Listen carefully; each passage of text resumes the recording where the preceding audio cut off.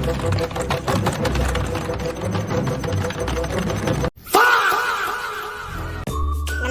ವೀಕ್ಷಕರೇ, yes village ಚಾನಲ್ಗೆ ಸ್ವಾಗತ. ಇಂದು ನಾವು ಸೇವಂತಿ ಬೆಳೆಯ ಸಂಪೂರ್ಣ ಮಾಹಿತಿಯನ್ನು ಈ ವಿಡಿಯೋದಲ್ಲಿ ತಿಳಿಸಿಕೊಡುತ್ತಿದ್ದೇವೆ. ಬನ್ನಿ ವಿಡಿಯೋ ಶುರು ಮಾಡೋಣ.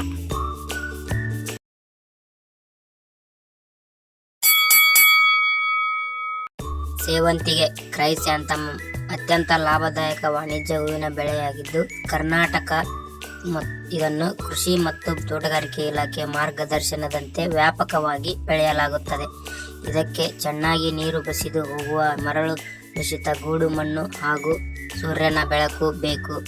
ಬನ್ನಿ ಹೂವಿನ ಕೃಷಿ ಮತ್ತು ನಿರ್ವಹಣೆ ಬಗ್ಗೆ ನೋಡೋಣ. ಮೊದಲು ನಿಮ್ಮ ಸಮತಟ್ಟಾದ ಜಮೀನು, ಚೆನ್ನಾಗಿ ನೀರು ಹರಿದು ಹೋಗುವ ವ್ಯವಸ್ಥೆಯುಳ್ಳ ಭೂಮಿ ಮತ್ತು ಬೆಳೆಯ ಬೆಳವಣಿಗೆಗೆ ಹಗಲಿನ ದೀರ್ಘಾವಧಿ ಬೆಳಕು ಹಾಗೂ ಹೂ ಬಿಡಲು ಕಡಿಮೆ ಅವಧಿಯ ಬೆಳಕು ಬೇಕಾಗುತ್ತದೆ. ನಂತರ ನಿಮ್ಮ ಭೂಮಿಯನ್ನು 2 ರಿಂದ 3 ಬಾರಿ ಆಳವಾಗಿ ಉಳುಮೆ ಮಾಡಿ ಮಣ್ಣನ್ನು ಹದಗೊಳಿಸುವುದು ಮುಖ್ಯವಾಗುತ್ತದೆ. ಸಸಿ ನಾಟಿ ಮತ್ತು ನಿರ್ವಹಣೆ. ಆರೋಗ್ಯಕರ ಬೇರಿನ ಕತ್ತರಿಸಿದ ತುಂಡುಗಳು ಅಥವಾ ಸಸಿಗಳನ್ನು ಆಯ್ಕೆ ಮಾಡಿ ಸಸಿಗಳ ನಡುವೆ ಸೂಕ್ತ ಅಂತರವಿಟ್ಟು ಮಳೆ ಅಥವಾ ಹನಿ ನೀರಾವರಿ ಮೂಲಕ ನಾಟಿ ಮಾಡಬೇಕು ಹಾಗೂ ಸಕಾಲದಲ್ಲಿ ಕಳೆ ಮತ್ತು ಅಗತ್ಯವಿರುವ ಜೈವಿಕ ಹಾಗೂ ರಾಸಾಯನಿಕ ಗೊಬ್ಬರ ನೀಡುವುದು ಅವಶ್ಯಕ. 1. ಮಣ್ಣು ಮತ್ತು ರಸಗೊಬ್ಬರ ನಿರ್ವಹಣೆ. ಮಣ್ಣಿನ ಹದ pH 6.5 ರಿಂದ 7 ಇರುವ ನೀರು ನಿಲ್ಲದ ಮರಳು ಮಿಶ್ರಿತ ಗೂಡು ಮಣ್ಣು ಅತ್ಯುತ್ತಮ. ಮತ್ತು ಕೊನೆಯ ಉಳುಮೆಯ ಸಮಯದಲ್ಲಿ ಎಕರೆಗೆ 10 ರಿಂದ 12 ಟನ್ ಚೆನ್ನಾಗಿ ಮಾಗಿದ ಕೊಟ್ಟಿಗೆ ಗೊಬ್ಬರ ಅಥವಾ ಎರೆಹುಳು ಗೊಬ್ಬರ ಹಾಕುವುದು ಅತಿ ಮುಖ್ಯ. ರಾಸಾಯನಿಕ ಗೊಬ್ಬರ NPK. ಸಸಿ ನಾಟಿ ಸಮಯದಲ್ಲಿ 40 kg ಸಾರಜನಕ, 80 kg ರಂಜಕ ಮತ್ತು 80 kg ಪೊಟ್ಯಾಷ್ ಬಳಸಿ. ರಾಸಾಯನಿಕ ಗೊಬ್ಬರದ ಬದಲು ನೀವು ನ್ಯಾಚುರಲ್ ಎರೆಹುಳು ಗೊಬ್ಬರವನ್ನು ಬಳಸಬಹುದು.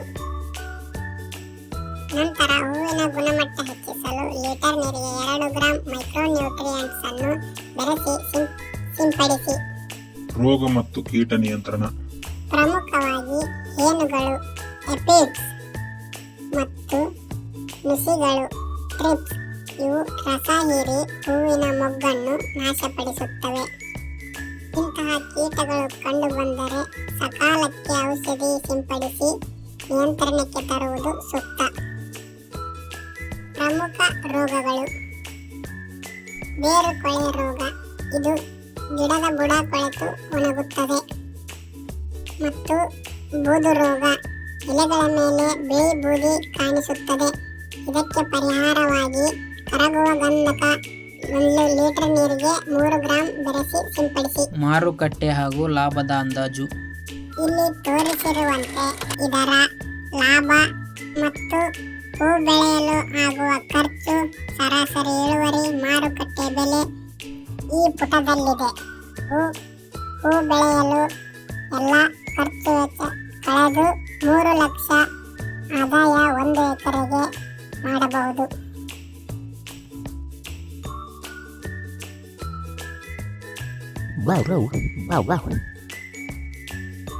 ಮುಖ್ಯ ಅಂಶ. ಸೇವಂತಿ ಹೂ ಬೆಳೆಯಲು ಹಬ್ಬ ಹರಿದಿನಗಳಾದ ದಸರಾ, ದೀಪಾವಳಿ ಮತ್ತು ಗಣೇಶ ಚತುರ್ಥಿಯ ಸಮಯಕ್ಕೆ ಹೂ ಸಿಗುವಂತೆ ಜುಲೈ-ಆಗಸ್ಟ್ನಲ್ಲಿ ನಾಟಿ ಮಾಡಿದರೆ ಗರಿಷ್ಠ ಲಾಭ ಗಳಿಸಬಹುದು. ಮತ್ತು ನಿಮ್ಮ ಪ್ರದೇಶದ ಮಣ್ಣು, ಗಾಳಿ, ನೀರು, ವಾತಾವರಣ ನೋಡಿಕೊಂಡು ಸೇವಂತಿ ಕೃಷಿಯನ್ನು ಮಾಡುವುದು ಸೂಕ್ತವಾಗಿರುತ್ತದೆ. ಧನ್ಯವಾದಗಳು. ವಿಡಿಯೋ ಇನ್ಫಾರ್ಮೇಟಿವ್ ಅನಿಸಿದರೆ ನಮ್ಮ ಎಸ್ ವಿಲೇಜ್ ಚಾನಲ್ ಅನ್ನು ಸಬ್ಸ್ಕ್ರೈಬ್ ಮಾಡಿ ಹಾಗೂ ನೆಕ್ಸ್ಟ್ ಯಾವ ಕೃಷಿ ಬಗ್ಗೆ ಮಾಹಿತಿ ಬೇಕು ಎಂದು ಕಮೆಂಟ್ ಮಾಡಿ.